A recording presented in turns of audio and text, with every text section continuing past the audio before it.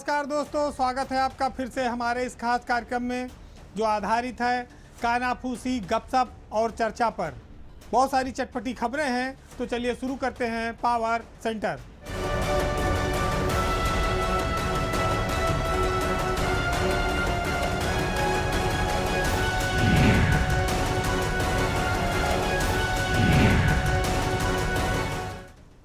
नेताओं और अफसरों में तो वैसे ही हमेशा खटपट चलती रहती है और भाजपा की सरकार में तो स्वाभाविक है कि अफसरों को ज़्यादा छूट मिली है, तो नेता हरदम नाराज रहते हैं। कामकाज को लेकर ये तनातनी लगभग हर जिले में ऐसी है, लेकिन कई बार एक ऐसा संयोग बन जाता है कि नेता और अफसर एक तरह के दिखने लगते हैं। कहा जाए तो वो जुगलबंदी होती है। हालांकि ज़्यादातर मामलों में जुगलबंदी आर्थिक तौर पर जुड़ी होती है, लेकिन आज जो हम आपको कहानी बताएंगे वो आर्थिक न होकर शैक्षिक है। यानी कि राजनेता और अफसर और कई सारे अफसर सब एक ही शिक्षा के धागे में बंधे हुए हैं। ये संयोग बना है देवरिया ज़िले में। देवरिया ज़िले में पिछले दिनों काफ़ी आंदोलन चल रहा था जिलाधिकारी को हटाने को लेकर। ख़ास तौर से वकीलों का प्रदर्शन चल रहा था, बड़ा बवाल मचा हुआ था और टीवी, मीडिया, अखबारों में हर जगह ये बात आ रही थी। सरकार ने इसी दौरान देवरिया के जो डीएम थे अखंड प्रताप सिंह, उनको हटाया और उनकी जगह दिव्या मित्तल को नया डीएम बनाकर देवरिया में भेजा। अब जब देवरिया में दिव्या मित्तल नई डीएम बनी तो एक संयोग ऐसा बन गया कि वहाँ के सांसद, डीएम, एसपी और सीडीओ ये चारों आईआईटीएन हो गए हैं। ये इंजीनियरिंग क्षेत्र से जुड़े हुए चारों लोग एक साथ एक जिले में आ गए हैं। काम के स्तर पर लोगों के विचार भिन्न भिन्न भले हों, लेकिन जब ये चारों बैठेंगे तो आईआईटी का जब हवाला देंगे तो शायद चारों एक मत के हो जाएंगे। तो यहाँ एक फ़ायदा तो ये होगा कि कोई आपस में विरोध नहीं पैदा होने पाएगा और नौकरशाही और सियासत के बीच जब एक तरह से तालमेल बनता है तो विकास की गाड़ी भी अच्छी चलती है। विकास कार्यों में अब बाहर से इंजीनियर बुलाने की बहुत ज़रूरत भी नहीं होगी, क्योंकि डीएम से लेके सीडीओ और नेताजी, सांसद जी खुद ही सब जगह चीज़ें चेक करने में सक्षम हैं। तो ये महत्वपूर्ण पदों पर बैठे अफसर अगर आईआईटीएन हैं, जिले के कलेक्टर हैं, सांसद हैं, एसपी हैं और सीडीओ हैं, तो स्वाभाविक है कि गुणवत्ता वाली चीज़ें ज़्यादा अच्छी बनेंगी, मेंटेन होंगी। तो सबसे पहले अगर आप नज़र डालेंगे तो आप देखेंगे कि दिव्या मित्तल जो 2013 बैच की आईएएस अफसर हैं, वह नई दिल्ली की रहने वाली हैं और आईआईटी दिल्ली से पास आउट हैं। शशांक मणि त्रिपाठी भी आईआईटीएन हैं और भाजपा ने उनको टिकट दिया था और वो अब इस समय देवरिया के सांसद बने हैं। जो संकल्प शर्मा हैं, जो देवरिया के एसपी हैं, वो भी 2012 बैच के आईपीएस हैं। वो जयपुर, राजस्थान के रहने वाले हैं और उन्होंने भी आईआईटी कर रखी है, बीटेक, एमटेक भी हैं, रुड़की से पास आउट हैं। प्रत्यूष पांडे 2020 बैच के ये आईएएस अफसर हैं, दिल्ली के रहने वाले हैं, बीटेक और आईआईटी भी हैं और दिल्ली से ही इन्होंने भी आईआईटी की हुई है। तो ये एक तालमेल जो है ये देवरिया ज़िले में जो गुणवत्ता है उसकी निगरानी को और बेहतर ढंग से और बेहतर कर सकता है। जो काम है, सरकार की योजनाएं हैं, उन पर ये लोग मिलजुल कर बेहतर काम कर सकते हैं। हालांकि हम लोग जिस परंपरा से आते हैं वहाँ हमारे ज़्यादातर नेता अंगूठा टेक होते थे, कम पढ़े लिखे होते थे। अफसर तो खैर पढ़ के आते हैं, आईएएस की परीक्षा पास करके आते हैं, तो भिड़ंत भी होती थी और कई बार नेताजी को उल्लू भी बनाया जाता था। अब नेता पढ़े लिखे भी आने लगे हैं, अब आईआईटीएन सांसद बन गया है, तो स्वाभाविक है कि तालमेल तो अच्छा होगा। जब सियासत का और प्रशासन का मेल जोल अच्छा हो और तालमेल अच्छा हो तभी तो अच्छी सरकार चलेगी और तभी तो अच्छा माहौल बनेगा। अब अगली खबर जो है वो काफ़ी चौंकाने वाली है, क्योंकि वो सीएम के गृह जिले गोरखपुर से आती है। ये बेहद हैरान करने वाली खबर है कि भाजपा के एक विधायक ने अपनी जान को बचाने की गुहार लगाई है वो विधायक कोई मामूली व्यक्ति नहीं है, वो उत्तर प्रदेश के पूर्व मुख्यमंत्री वीर बहादुर सिंह के बेटे हैं, फतेह बहादुर सिंह। फतेह बहादुर सिंह ने एक अपराधी से, जिसको वो पूर्वांचल का बहुत बड़ा अपराधी बताते हैं, उससे उनकी जान को खतरा है। और ये मामला बहुत गोपनीय रखा गया था, क्योंकि ये पूर्व मुख्यमंत्री के बेटे और वर्तमान में बीजेपी के विधायक का मामला था।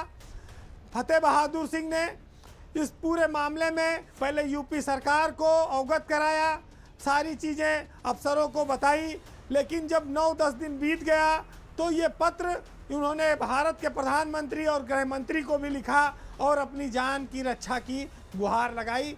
तब ये मामला दिल्ली से खुला और पता लगा कि एक बहुत बड़ा कारण है जो फतेह बहादुर सिंह, जिसकी वजह से अपनी जान के लिए बचाने के लिए परेशान है।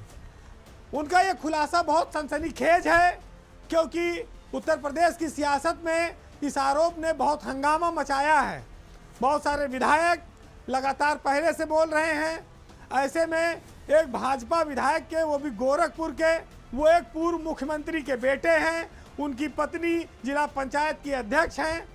उसके बावजूद अगर उनकी जान को खतरा है तो ये बहुत बड़ा सवाल पैदा करता है। जिस उत्तर प्रदेश में लॉ एंड ऑर्डर के नाम पर ही सरकार कायम है, जिसमें कहा जाता है कि अपराधी या तो प्रदेश छोड़ के भाग जाएगा या जेल के पीछे होगा, जिस उत्तर प्रदेश में इनकाउंटरों की बाढ़ लगी हुई है, अपराधियों को मौत के घाट उतारा गया है, उस उत्तर प्रदेश में बीजेपी का एक विधायक एक अपराधी से अपनी जान का खतरा बता रहा है। पुलिस की बहुत सारी एजेंसियां उनके इस आरोप के बाद सक्रिय हैं, क्योंकि वो 7 बार के विधायक हैं। उनकी राजनीतिक पृष्ठभूमि बहुत बड़ी है। उनके पिताजी 1985 से लेकर 1988 तक वीर बहादुर सिंह उत्तर प्रदेश के मुख्यमंत्री रहे हैं और फतेह बहादुर सिंह 7 बार से विधायक भी हैं। इसके अलावा वो कैबिनेट के मंत्री भी रह चुके हैं। मायावती सरकार में वन और पर्यावरण के मंत्री भी रहे फतेह बहादुर। उसके बाद से वो बीजेपी में हैं और मुख्यमंत्री योगी आदित्यनाथ के ज़िले से आते हैं। वो इनसे मिलकर सारी बात वो उनको बता चुके हैं। गोरखपुर कैंपियरगंज से वो लगातार चुनाव जीतते रहे हैं। उनका आरोप है कि राजू रंजन चौधरी, जो पूर्वांचल का एक बहुत बड़ा माफिया है, उसने उनकी हत्या के लिए 1 करोड़ रुपए की सुपारी दी है अपराधियों को, और उनका कहीं भी मर्डर हो सकता है। विधायक के इस प्रकरण से पूरी सरकार हलकान है। जिले में पुलिस परेशान है, एसटीएफ को भी जांच में लगाया गया है। और महत्वपूर्ण बात यह है कि जिस व्यक्ति से, राजू रंजन चौधरी से फतेह बहादुर सिंह ये कहते हैं कि उनकी वो हत्या की सुपारी दे रहा है, उसकी मां इस समय जिला पंचायत की सदस्य है और बीजेपी से ही है। कि फतेह बहादुर सिंह को सरकार ने वाई कैटेगरी की सुरक्षा दे रखी है। तो जिस सरकार में अपराधियों पर बुलडोजर चलता रहा हो, उसके एक विधायक के ऊपर अगर कोई माफिया उसका मर्डर करने के लिए लगा हो, तो ये उसके लिए बहुत बड़ी चुनौती है। ये उसकी तनाव को बढ़ाती है, क्योंकि गुंडा राज के खात्मे और अपराधियों के इनकाउंटर के लिए ही योगी सरकार जानी जाती है, सबसे मजबूत मानी जाती है। जिसके पिता मुख्यमंत्री रहे हो, उसके बेटे को अगर जान का खतरा होगा तो सोचिए कितनी बड़ी बात है। वैसे गोरखपुर एक ज़माने में माफियाओं का बहुत बड़ा गढ़ रहा है। हर कोई इस बात को जानता है कि इस प्रदेश का सबसे खूंखार अपराधी श्री प्रकाश शुक्ला इसी गोरखपुर में पैदा हुआ था। इसी गोरखपुर में वीरेंद्र शाही, हरिशंकर तिवारी और बिहार के माफिया सूरज भान तक डेरा जमाते थे। बहुत बड़े बड़े ठेकों से लेकर उनका बहुत रसूख रहा है। सीएम योगी आदित्यनाथ ने भी इन अपराधियों के इस तांडव को, इस इतिहास को गोरखपुर में देखा और महसूस किया है। शायद यही वजह है कि वो अपराधियों के खिलाफ हमेशा सख्त कदम उठाते हैं। लेकिन इस बार मामला एक पूर्व मुख्यमंत्री के परिवार से जुड़ा है, तो स्वाभाविक है कि इसमें कोई कोताही तो नहीं होगी। लेकिन जैसा फतेह बहादुर सिंह चाहते हैं वैसा क्यों नहीं हो पा रहा है, इसके पीछे क्या लॉजिक है, क्या राजनीतिक कारण है, अब इसका जवाब तो सरकार जानती होगी, भाजपा के लोग जानते होंगे। अब बात एक ऐसी खबर की जिसमें उत्तर प्रदेश की पुलिस शर्म से एकदम डूब गई है, कहिए तो पानी पानी भी हो गई है। अपने यहाँ जब पिक्चर उच्चर आप पुराने ज़माने में देखते होंगे तो जो बड़े बड़े नेता होते थे या जो बहुत बड़े धन्ना सेठ या पहुँच वाले लोग होते थे, वो बोलते थे कि एसपी सुनो, ये हमारा इलाका है, हमसे टकराओगे तो तुम्हारी वर्दी उतर जाएगी। एक और डायलॉग चलता था कि एसपी साहब, अभी आप जानते नहीं हैं, आप अगर हमारी नज़रें टेढ़ी हुई तो आपका तबादला ऐसी जगह कराऊंगा कि जहां मांगने पर भी पानी नहीं मिलेगा। इस तरह के पिक्चरों में काफ़ी डायलॉग हम लोगों ने देखे हैं, लेकिन ये डायलॉग एकदम सत्य हो गया यूपी में। पिछले मंगलवार को हापुड़ में एसपी साहब को ऐसी ही जगह पर फेंका गया, पूरी पुलिस महकमे को ऊपर से नीचे तक फेंका गया कि जहां पानी तक न मिले, और रातों रात कार्रवाई हुई है। मतलब कि पूरा पुलिस महकमा पूरी रात जागता रहा और हापुड़ में SP, additional SP, CO, inspector सबको एक बार में सट से उड़ा दिया गया। आपको बताएं कि यूपी पुलिस की साख बचाने में एक आईपीएस अफसर शहीद हो गया है। वैसे देखिए, एक चीज़ है कि हम लोग पत्रकार हैं, पुलिस की सैकड़ों आलोचना करते हैं, भ्रष्टाचार से लेकर जाति से लेकर तमाम चीज़ों की, लेकिन जब पुलिस पर ही अटैक हो जाए, उसके साथ ही ज्यादती हो जाए, उनके सारे अधिकारी नाप दिए जाएं, तो फिर कुछ कर्तव्य हमारा भी बनता है कि कुछ बातों को कहा जाए। ये अलग बात है कि तुलना करने वाले प्रदेश की जनता और सरकार के अफसर वो देखें कि कौन सही है कौन गलत है। हमारे पास जो सूचना है वो हम आपको दे रहे हैं।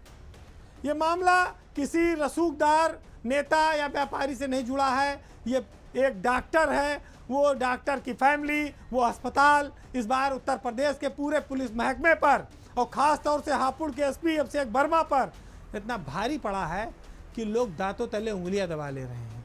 पहले आप इसकी स्टोरी की शुरुआत जानिए, फिर राजनीतिक बात बताऊंगा। हुआ कि हापुड़ में एक रामा हॉस्पिटल है पिलखुआ में, जहां पर मंगलवार को एक पुलिस को सूचना आई 112 नंबर पर कि एक महिला 1 जुलाई से भर्ती है और उसको अस्पताल में छोड़ा नहीं जा रहा है, परेशान है, उसके खून बह रहा है। ये महिला थी जुबैदा नाम की, जो बिजनौर की रहने वाली है। उसका बेटा और उसके परिवार के लोग वहाँ मौजूद थे।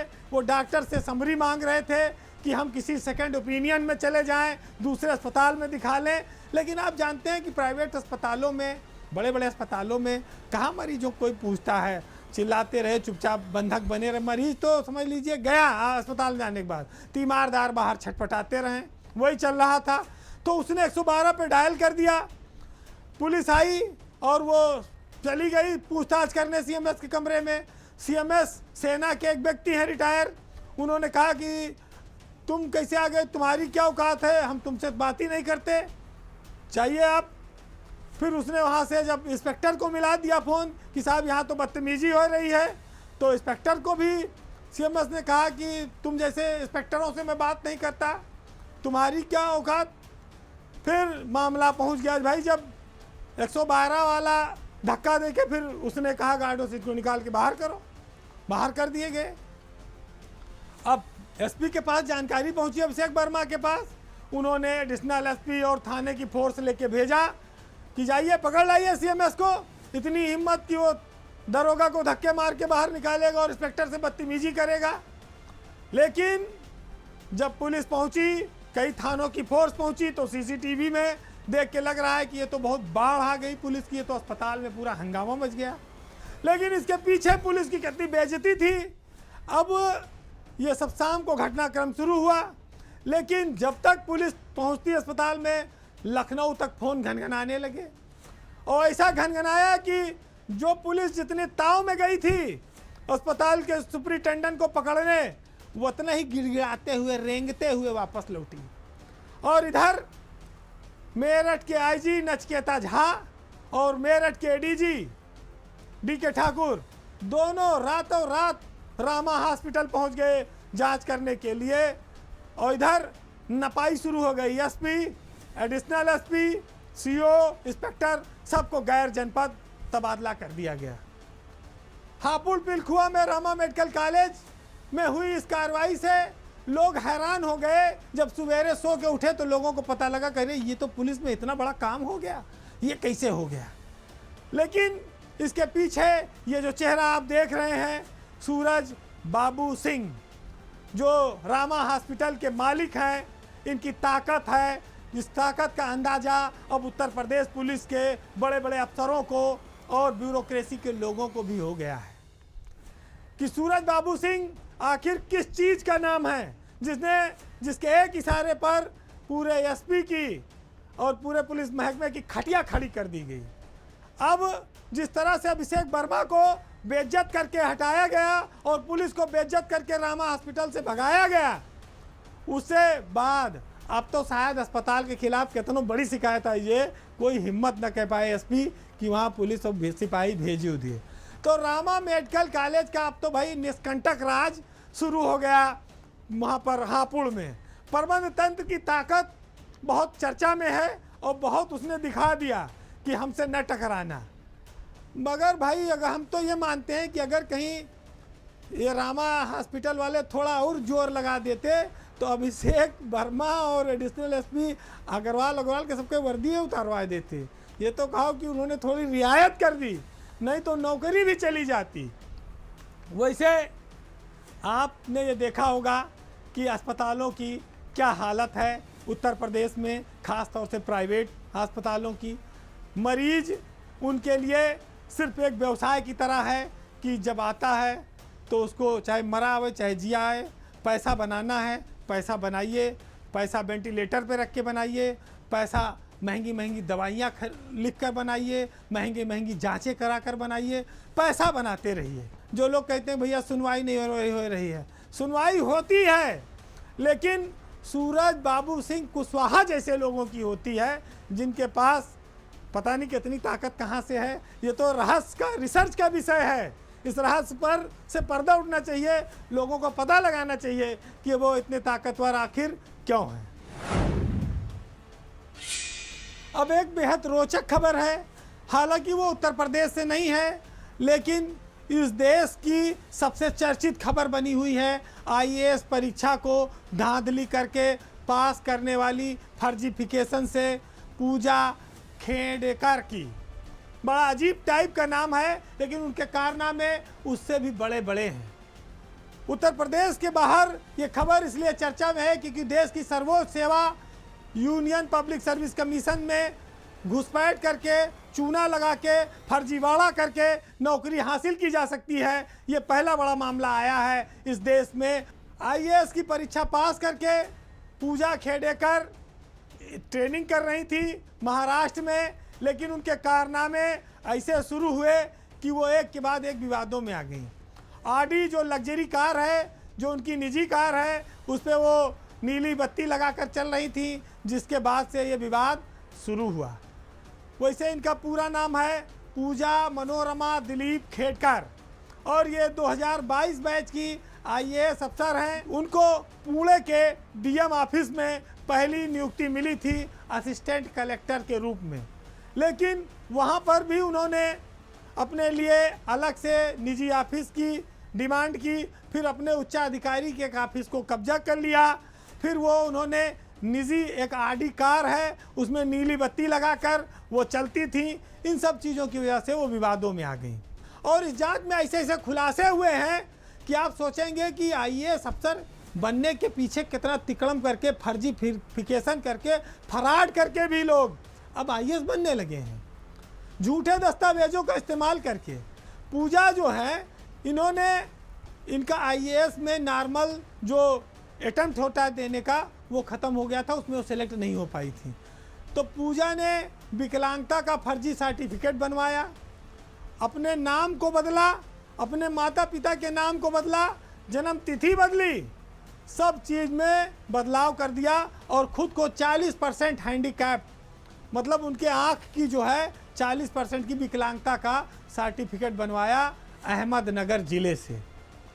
अब आप सोचिए जिसकी 40% दृष्टि बाधित होगी और उसका अस्पताल कैसे बना देता है, ये भी अपने आप में बड़ी हैरत की बात है।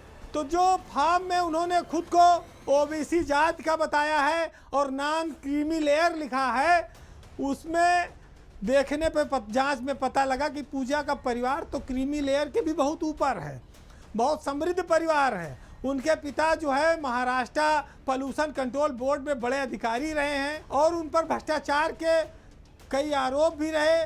वो 2 बार सस्पेंड भी हुए थे। इनकी माँ गांव की सरपंच हैं पूजा की, और ज़मीन कब्जा करने के मामले में इस समय उनको गिरफ्तार किया गया है क्योंकि वो खेत में जाके रिवॉल्वर चला रही थी। ये सब पूरा परिवार बड़ा मनबड़ों का परिवार था और पूजा भी उसी मनबड़ई के चलते आज इस रास्ते चलते चलते इतने दलदल में इतने आगे आकर गिरी हैं कि अब वो लौट नहीं पाएंगी।